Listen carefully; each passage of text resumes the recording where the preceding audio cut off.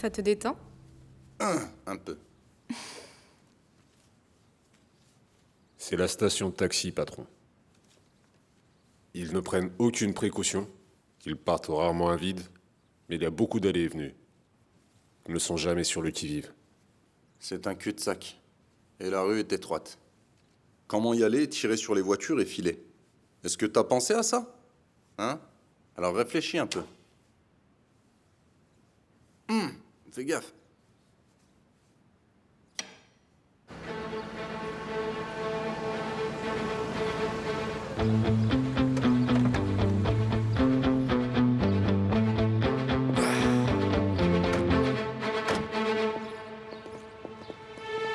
Qu'est-ce que vous regardez, là? Allez, dégagez!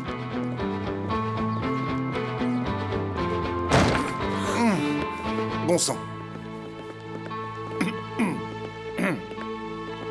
Bonjour, Bourak. Bonjour, mon petit Yassar. Tu sais bien que je vaux $1 million.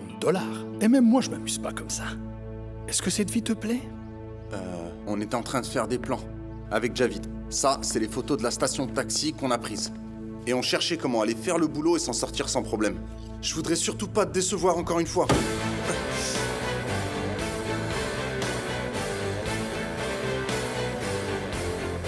T'en fais pas pour moi. Et sois un tueur.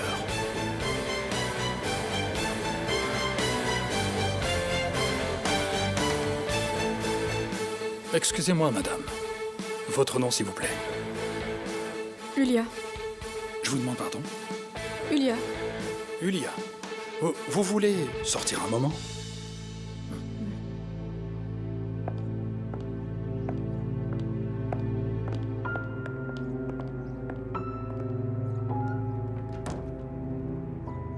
C'est comme ça que tu veux te venger.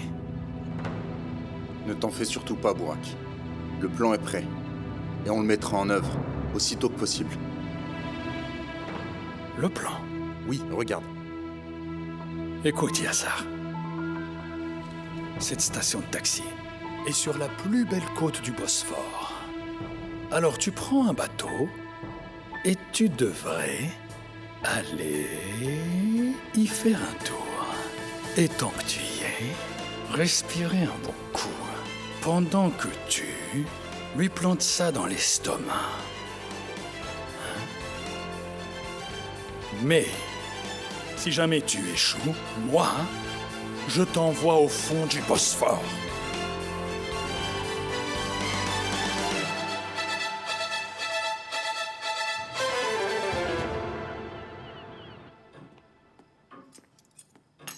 Génial! On a 100 000 abonnés! Ça va, tais-toi un peu et viens nous aider. Ne t'en prends pas à elle. Au moins l'une d'entre nous peut sauter de joie.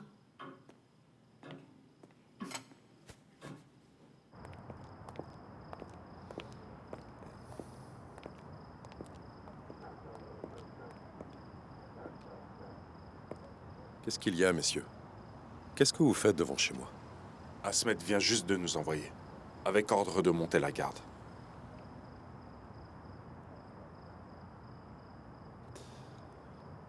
Allez-y et merci à vous. Désolé, monsieur, mais nous ne bougerons pas d'ici sans son accord.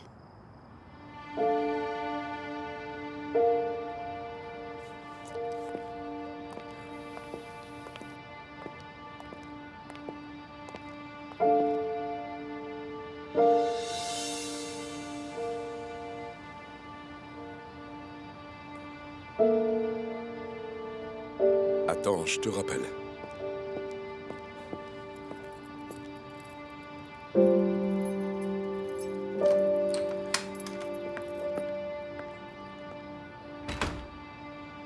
Amina, apporte le pain, ma fille. La tourtella. Pense aux légumes marinés. Asli, va dire à ton oncle que la table est mise.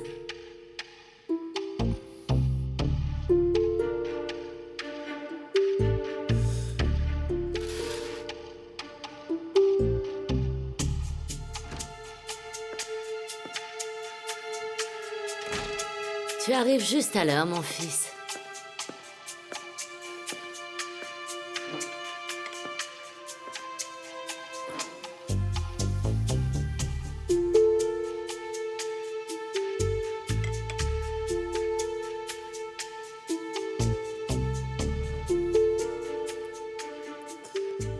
Mert est là.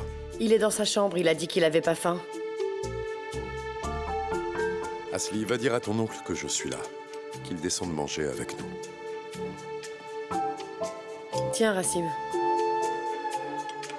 Mon fils, j'ai pris une décision. Une décision ferme et définitive. Oui, j'ai vu ça en arrivant, maman. Cette décision ne te concerne pas toi, mais nous tous ici. C'est toi qui m'as obligé à la prendre. Vous arrivez pas à partager l'héritage? Mert, de quoi tu parles? Personne ne partage rien. C'est ridicule. Cette maison est notre maison de famille. Chérie, celle de Dusje est aussi une maison de famille. Et on ne part pas n'importe où. Je comprends ce que tu essayes de faire, mais tu ne régleras rien du tout en agissant ainsi.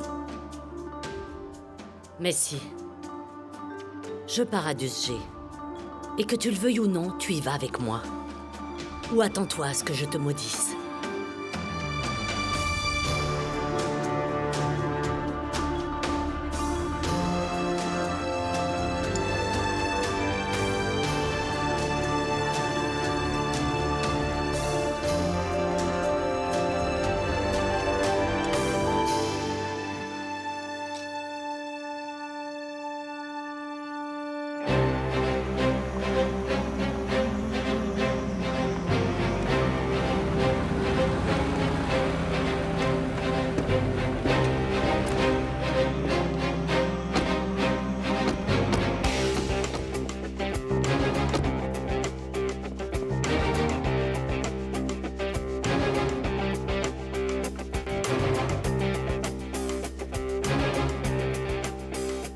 Regarde un peu ça.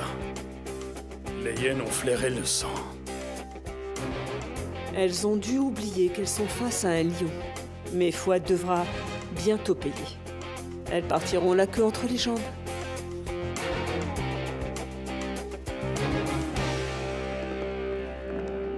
Ma chère Sebnem nous a encore préparé une table somptueuse.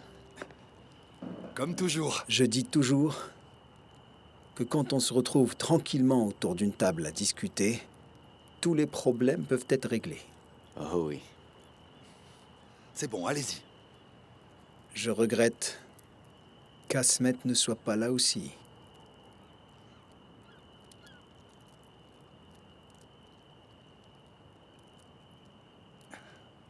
Eh bien, en ce moment, Asmet est en train de s'occuper d'un patient. Alors, il nous faut accepter son excuse.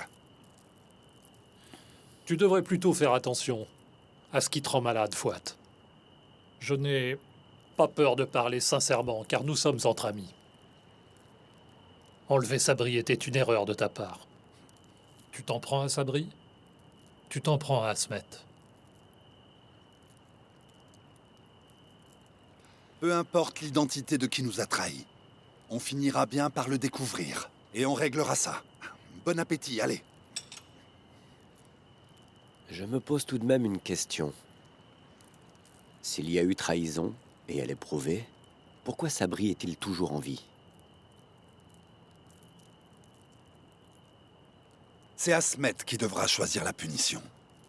Ce n'est pas à moi que revient cette décision. Oh. Voilà, tu n'aurais pas pu mieux dire, Fouad. Il revient au chef de repérer qui est le traître parmi ses hommes et de le punir en conséquence. Ce cher Asmet a développé récemment une certaine affection pour Sabri, au point que s'il le trahissait sous son nez, il pourrait bien ne pas le détecter. Au lieu de l'accuser comme ça, tu aurais dû d'abord en discuter avec nous tous, Fouad.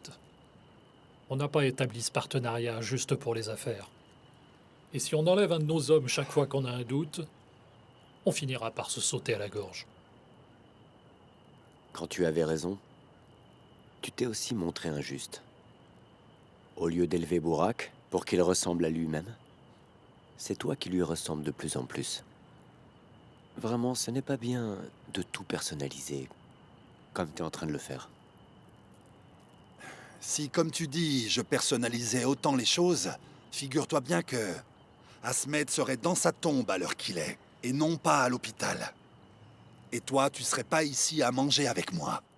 tu serais chez toi en train de manger les plats que te fait ta femme.